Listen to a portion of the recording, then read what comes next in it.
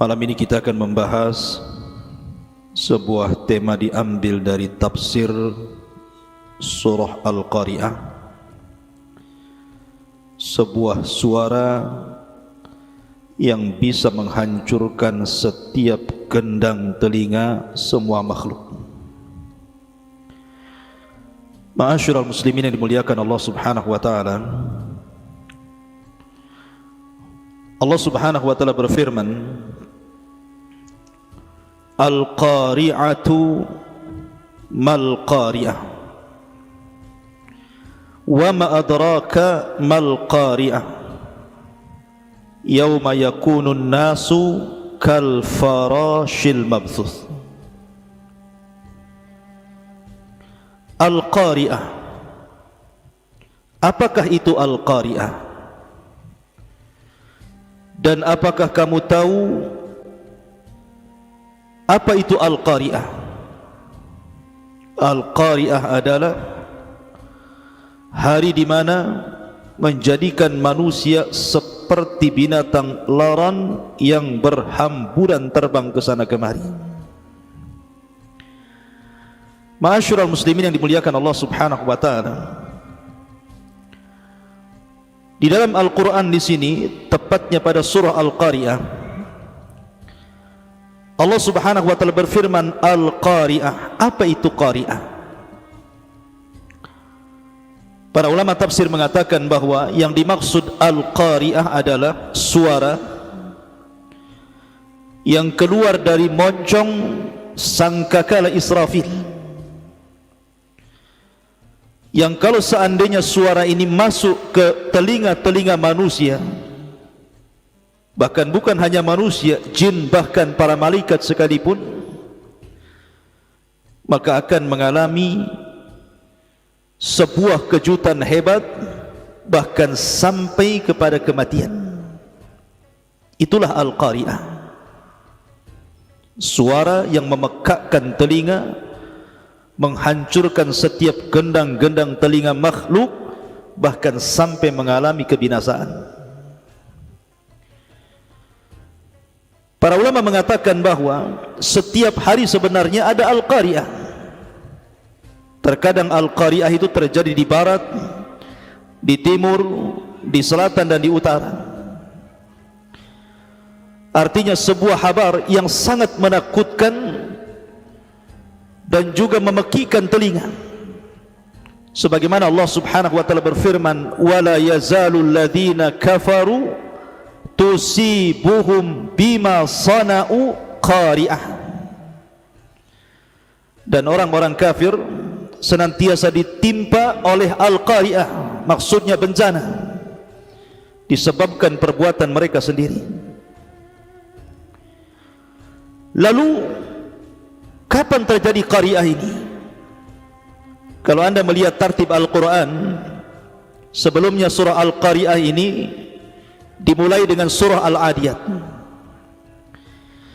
Dan dalam surah Al-Adiyat, tepatnya pada ayat ke-9 dan juga ayat ke-10, Allah Subhanahu wa taala berfirman, afala ya'lamu idza bu'thira ma fil qubur wa khussila ma fis sudur. Apakah dia mengetahui apabila dibangkitkan apa-apa yang ada dalam kuburan dan diperlihatkan apa-apa yang ada pada setiap dada-dada manusia? Kapan itu terjadi? Kapan manusia dibangkitkan dari kuburan? Dan kapan Allah Subhanahu wa taala menyingkap setiap yang disembunyikan setiap hati manusia? Maka jawabannya, ketika terjadi Al-Qari'atu mal Qari'ah. Begitulah tertib Al-Quran. Terkadang surat sebelumnya ada kaitan dengan surat setelahnya. Ma'asyiral muslimin yang dimuliakan Allah Subhanahu wa taala, tapi kabar yang menakutkan baik di barat ataupun di timur, seperti umpamanya terjadi gempa yang luar biasa sehingga mengakibatkan ribuan jiwa melayang dan kita mendengarnya, itu disebut Qari'ah. atau tsunami yang meluluhlantakkan sebuah kota dan menenggelamkan serta membinasakan penghuninya, sampai kabar itu kepada kita, itu disebut qari'ah. Setiap hari ada qari'ah, kabar-kabar yang menakutkan dan menggetarkan hati, suara-suara yang menyampaikan berita sampai di telinga kita sehingga kita merasa ketakutan. Apalagi sekarang wabah di mana-mana, wabah COVID-19 atau corona di mana-mana. Sering kita mendengar bahwa di negeri ini sekian ribu meninggal akibat corona, di negeri itu sekian juta meninggal akibat corona, bahkan di negeri kita juga, di sini meninggal, di sana meninggal karena corona. Maka kabar-kabar yang menakutkan seperti itu dalam bahasa Arab disebut qari'ah. Tetapi bukan qari'ah yang dimaksud kabar-kabar yang menakutkan itu. Dalam surah Al-Qari'ah yang di sini artinya suara yang mempengaruhi semua makhluk. Disebabkan suara ini, idza zulzilatil ardu zilzalaha, maka bumi akan digempakan. Disebabkan suara Al-Qari'ah ini, semua yang ada di langit menjadi roboh. Wa idzan nujumun kadarat, di mana bintang-bintang berjatuhan. Karena suara qari'ah ini, wa idzal biharu fujirat, air lautan ditumpahkan ke daratan. Disebabkan dengan qari'ah ini, idza syamsu kuwirat, apabila matahari digulung. Disebabkan qari'ah ini semua dihancur-hancurkan. Langit dihancurkan, bumi dihancurkan, gunung-gunung, lautan. Jadi Al-Qari'ah ini suara yang maha dahsyat, yang keluar dari moncong terompet atau sangkakala Israfil yang ditiupkan pada tiupan yang pertama. Allah Subhanahu wa taala berfirman dalam surah Yasin, wa yaquluna mata hadzal wa'du in kuntum shadiqin. Dan mereka orang-orang kafir berkata, kapan janji kebangkitan itu terjadi jika kalian orang benar?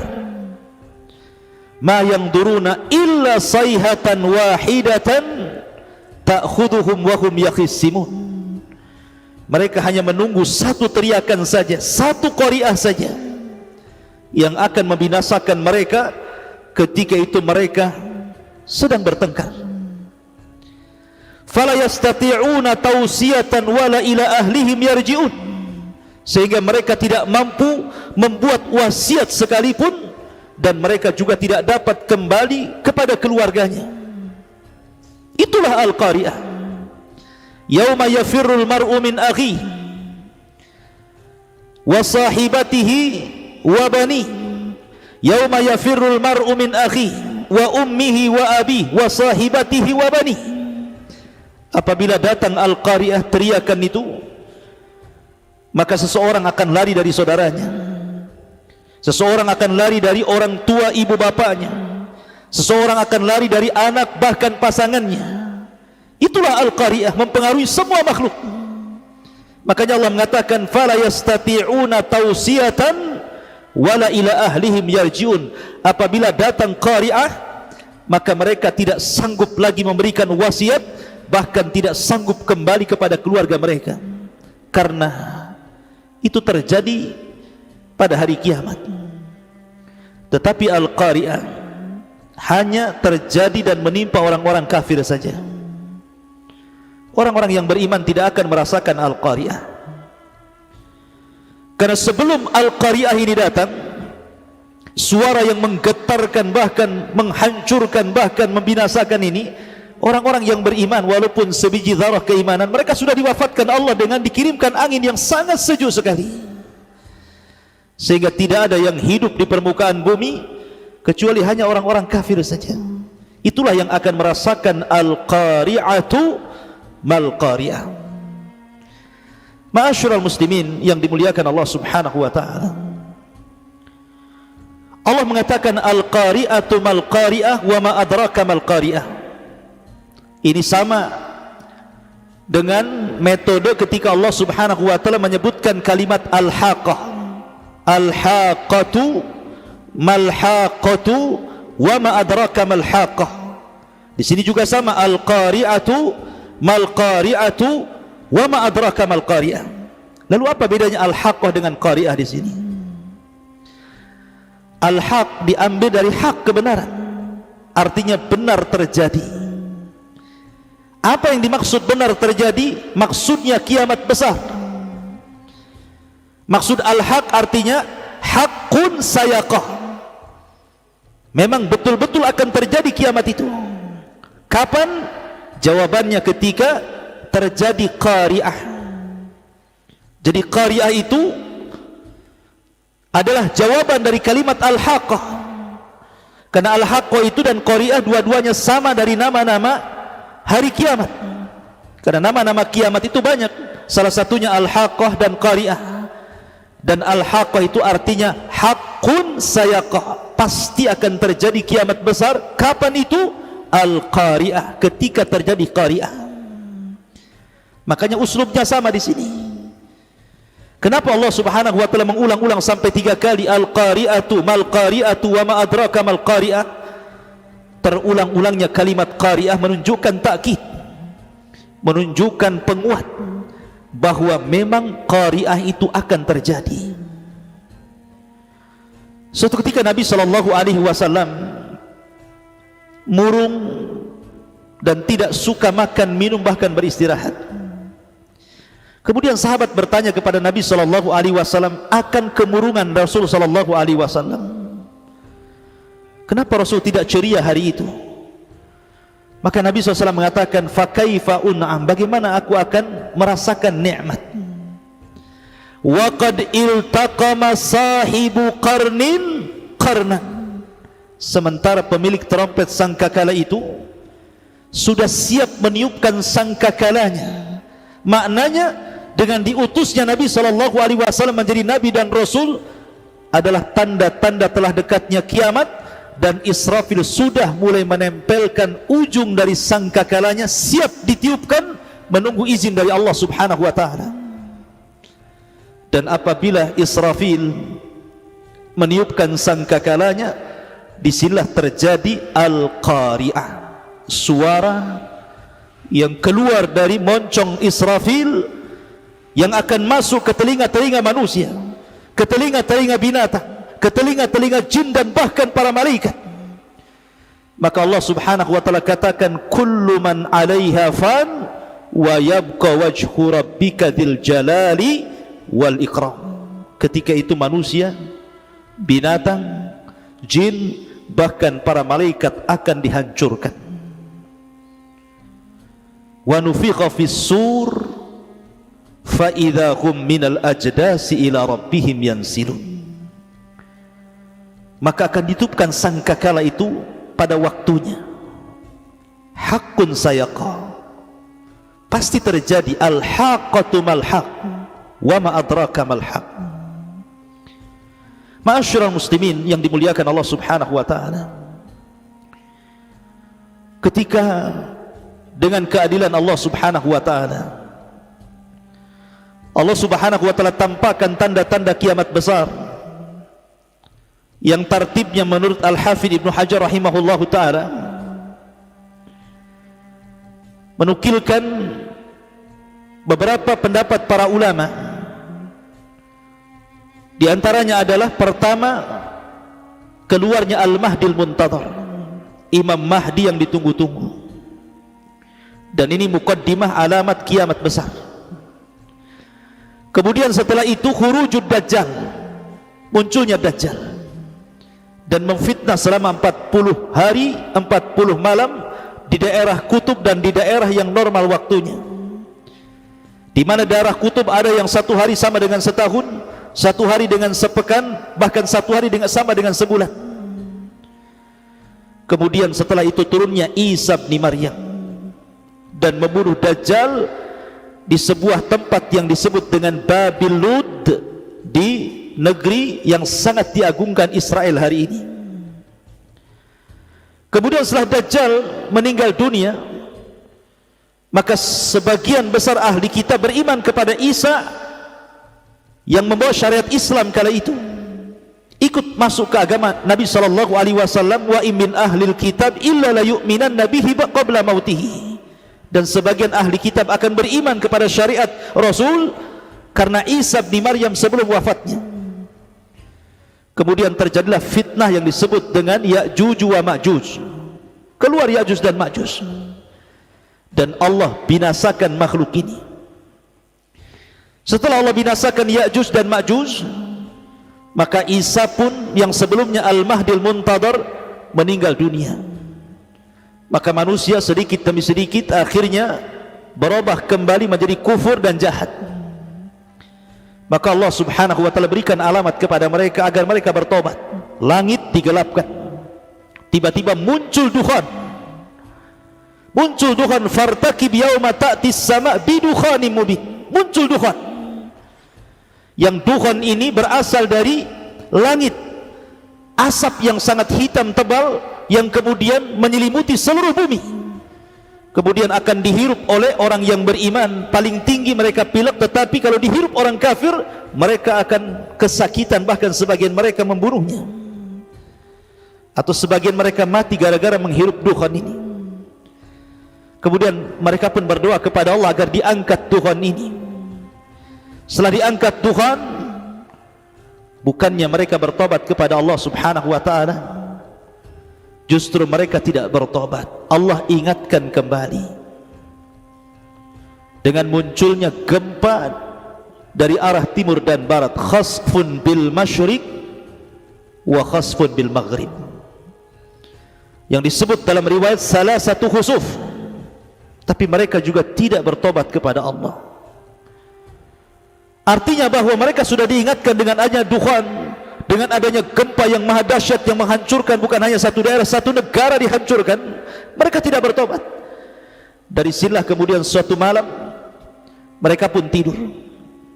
Kemudian di pagi hari mereka terbangun, orang-orang yang beriman, mereka masih terbangun untuk salat subuh, tapi orang-orang kafir masih tertidur. Sampai ketika waktu sudah lewat jam 6, matahari tidak kunjung muncul. Kemudian lewat duhur, matahari tidak kunjung muncul. Kemudian lewat asar, matahari tidak kunjung muncul.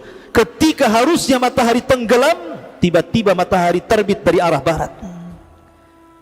Maka manusia tidak manfaat lagi keimanan mereka.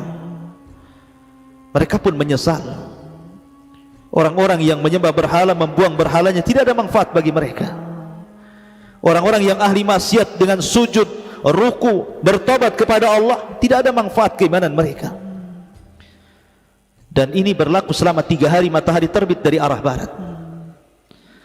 Ketika sudah 3 hari, maka matahari kembali normal terbit dari arah timur.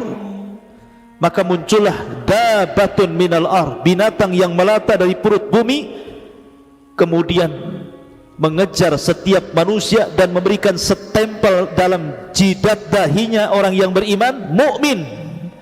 Tetapi apabila berjumpa dengan orang kafir, disetempel hidungnya sampai gosong hitam, dan itu tanda dari kekafirannya. Sehingga ketika itu hanya ada sebutan mukmin dan kafir saja, tidak ada nama lain. Ketika kemudian manusia sudah terpisahkan mana mukmin mana kafir, yang mukmin mempertahankan keimanannya, yang kafir makin jahat, maka Allah subhanahu wa ta'ala kirimkan angin yang sangat sejuk sehingga mewafatkan seluruh orang-orang yang beriman. Setelah itu Allah subhanahu wa ta'ala keluarkan api di bumi Hijaz dan juga bumi Yaman dari Adan, menggiring manusia ke mahsyar mereka. Kemana? Ke Syam. Disitulah ardul mahsyar. Ketika manusia sudah berkumpul di Syam, apa yang terjadi? Yang terjadi surat yang kita baca, Al-Qari'atu Mal-Qari'ah. Al-Qari'atu Mal-Qari'ah. Israfil meniupkan moncong sangkakalanya sehingga keluar suara yang maha dahsyat, membunuh semua makhluk Allah subhanahu wa ta'ala kecuali makhluk yang dikecualikan Allah azza wa jalla. Itulah Al-Qari'ah. Ma'asyiral muslimin yang dimuliakan Allah azza wa jalla. Dan Al-Qari'ah ada 2. Qari'ah yang pertama menghancurkan alam semesta, membunuh jiwa-jiwa dan tidak ada satupun yang selamat kecuali dibinasakan. Dan Al-Qari'ah yang kedua, sebagaimana Allah Subhanahu wa taala firmankan pada ayat selanjutnya, yauma yakunun nas kal farashil mabthus. Yauma yakunun nasu kal farashil mabthus, yaitu pada hari manusia persis seperti laron yang berhamburan. Di dalam ayat yang lain, kal jaradil muntashir, seperti belalang yang berterbangan. Apa bedanya laron dengan belalang itu? Kenapa Allah Subhanahu wa taala mencontohkan dengan dua binatang ini? Pertama, kal farashil mabthus, seperti belalang. Yang kedua, kal jaradil muntashir, yang pertama seperti laron, yang kedua kal jaradil muntashir, seperti belalang. Coba Anda teliti laron dan belalang ini. Kalau kita lihat laron, biasanya laron itu binatang yang hidup di sawah-sawah, di kebun-kebun, di musim hujan. Apabila melihat cahaya, maka laron ini akan datang dari mana-mana, kemudian akan bertumpu di cahaya itu tanpa ada sebab dan tujuan. Laron itu mereka terbang saja mendekat cahaya tanpa melihat kiri kanan depan belakang. Mereka saling menabrak satu dengan yang lainnya. Satu sayapnya jatuh, kemudian dua sayapnya jatuh, akhirnya jatuh semuanya. Begitulah laron, terbang tidak beraturan. Mereka saling menabrak karena tidak ada tujuan. Tetapi kalau belalang itu beda. Belalang itu kalau terbang dengan kawanannya, maka mereka akan terbang bersama-sama menuju satu titik. Makanya Allah mengatakan, khusya'an absaruhum yakhrujuna minal ajdasi ka'annahum jaradun muntashir. Pandangan mereka tertunduk ketika mereka keluar dari kuburan, seakan-akan mereka belalang yang berterbangan menuju satu seruan, muhti'ina ila da'i yaqulul kafiruna hada yaumun asir. Dengan patuh dan penuh rasa takut, mereka segera datang kepada satu titik penyeru itu. Dalam keadaan seperti itu, orang-orang kafir terus saja berkata, ini adalah hari yang sangat sulit, ini hari yang sangat sulit. Lalu bagaimana cara menjamanya dua binatang ini? Pertama seperti laron, yang kedua seperti belalang. Para ulama menjelaskan. Jadi ketika Al-Qari'ah yang kedua, bagi pendapat bahwa tiupan sangkakala itu dua kali, maka Allah Subhanahu wa taala katakan, wa alqat ma fiha wa takhallat. Kami lempar semua beban-beban berat bumi ke permukaan. Maksudnya jasad-jasad manusia dilempar ke permukaan, kemudian ruh-ruh dilesatkan, dikembalikan kepada jasadnya. Wa idzan nufusu zuwijat, apabila jiwa-jiwa disatukan kembali. Wa akhrajatil ardu athqalaha, dan kami keluarkan beban-beban berat bumi, maksudnya jasad-jasad manusia dikembalikan, kemudian dikumpulkan di padang mahsyar. Lah ketika hari kebangkitan pertama ini, manusia seperti laron. Ketika mereka dibangkitkan, mereka mengatakan, ya wailana man ba'athana min marqadina hadha. Celaka kami, siapa yang membangkitkan kami dari tempat tidur kami ini, maksudnya dari kuburan kami ini. Maka mereka pun lari, yauma yafirrul mar'u min akhi wa ummihi wa abi wa sahibatihi wa bani. Maka mereka lari dari masing-masing keluarga mereka. Mereka lari ke barat, ke timur, ke selatan, yang dari timur ke selatan, yang dari selatan ke timur, yang dari barat ke utara, yang dari utara ke barat. Mereka tidak ada tujuan lari ke sana kemari. Tapi orang-orang yang beriman menyaksikan kehebohan itu, mereka hanya mengatakan, hadza ma wa'adar rahman wa sadaqal mursalun. Inilah janji Allah yang maha pengasih, dan benarlah ucapan para rasul. Setelah mereka lelah letih berjalan, berlari, tidak ada tujuan, baru kemudian dikumpulkan di satu titik. Tiba-tiba datang seorang penyeru untuk mengumpulkan semua manusia yang sudah berhamburan ke sana kemari. Maka mereka mulailah jelas harus kemana mereka pergi. Disinilah Allah subhanahu wa ta'ala menyebutnya dengan kal jaradil muntashir, seperti belalang yang jelas tujuannya. Maka yang tadinya seperti laron akhirnya menjadi seperti belalang. Ketika menuju ke satu titik suara, maka mereka berkumpul di titik suara itu. Maka manusia menunggu hisab dari Allah Azza wa Jalla. Disitulah mereka akan tinggal diam. Bagi orang-orang kafir 50.000 tahun berdiri tanpa berbaring, tanpa duduk. Karena kalau seandainya mereka duduk ataupun berbaring, yauma yaqumun nasu lirabbil alamin, pada hari ketika manusia berdiri menghadap Rabb mereka, mereka pasti tenggelam dengan keringatnya. Maka mereka tidak ada yang berdiri, semua tidak ada yang duduk apalagi berbaring. Semua kondisi di padang mahsyar itu berdiri. Berdiri semuanya. Tidak ada makanan, tidak ada minuman. Yang ada matahari didekatkan dengan panas yang luar biasa, yang seandainya matahari bumi saja, kalau seandainya keluar dari garis edarnya, pasti kita akan terbakar. Tapi Allah subhanahu wa ta'ala sudah sesuaikan suhu matahari dengan jarak manusia. Sebab kalau matahari menjauh dari manusia, manusia akan beku. Tapi matahari kalau didekatkan kepada manusia, manusia akan terbakar. Maka matahari sudah pas tempatnya, disitulah, di porosnya, sehingga tidak terlalu dingin dan tidak terlalu panas. Tapi pada hari kiamat, matahari akan didekatkan 1 mil di atas kepala. Kapan itu terjadi? Ketika terjadi al-qari'atu mal-qari'ah. Allah mengatakan, wa takunul jibalu kal'ihdil manfush. Dan ingat, di antara pengaruh suara al-qari'ah itu, dan menjadikan gunung-gunung seperti bulu yang dihambur-hamburkan oleh angin. Coba Anda ambil kapas, kemudian letakkan di kipas, nyalakan kipas itu, Anda akan melihat bagaimana kapas yang dihampas kipas itu akan berterbangan ke sana kemari. Itulah kondisi gunung. Awalnya dicabut dari pasaknya, kemudian akan digeser, kemudian akan diterbangkan, kemudian akan ditubruk-tubrukan, kemudian akan dikembalikan seperti kapas yang dihambur-hamburkan.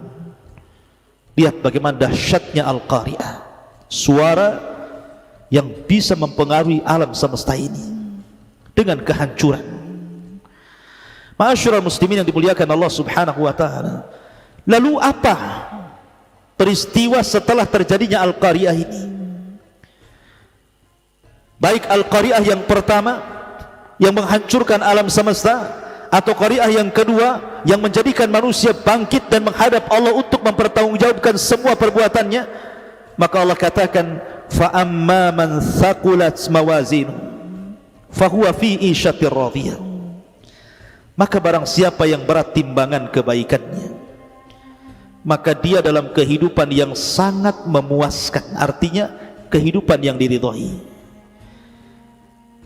Anda harus bedakan timbangan di dunia dengan timbangan di akhirat. Kalau timbangan di dunia, umpamanya ini ada 2 neraca, kemudian saya taruh benda yang ringan di sini, taruh benda yang berat.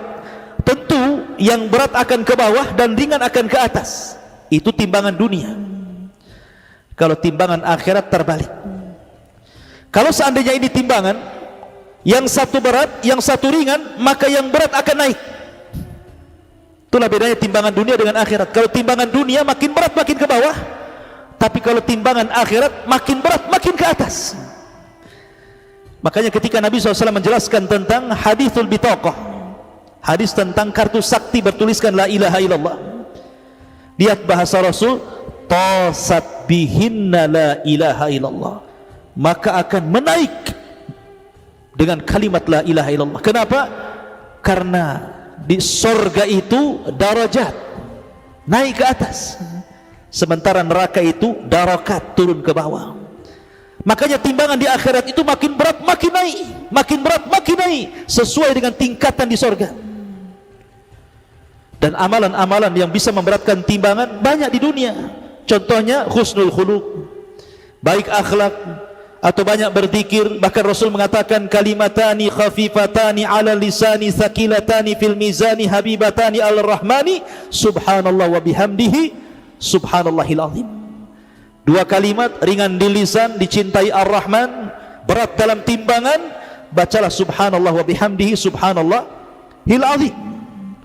Faman thaqulat mawazinu fahuwa fi 'ishatir radiyah, maka dia akan diberikan kehidupan yang sangat memuaskan, artinya yang sangat diridhai.